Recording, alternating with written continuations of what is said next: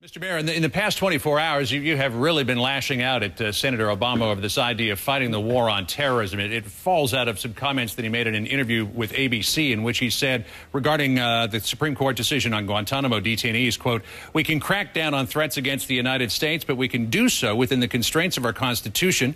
For example, the first attack against the World Trade Center, we were able to arrest those responsible, put them on trial. They're currently in U.S. prisons, incapacitated." He says he wants to deal with terrorism within the framework of the Constitution. What's wrong with that?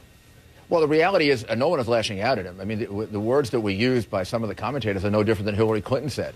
I mean, she described the way he deals with terrorism, the way he proposed dealing with it and talking to these people in some of these countries without preconditions. She described it as irresponsible.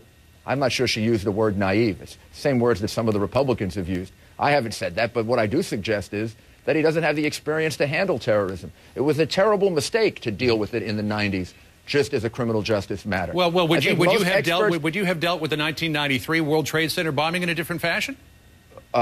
We should have, of course. We should have recognized that it was a terrorist attack. What should you have done with Sheikh Rahman and his cars? Should they have gone to Guantanamo?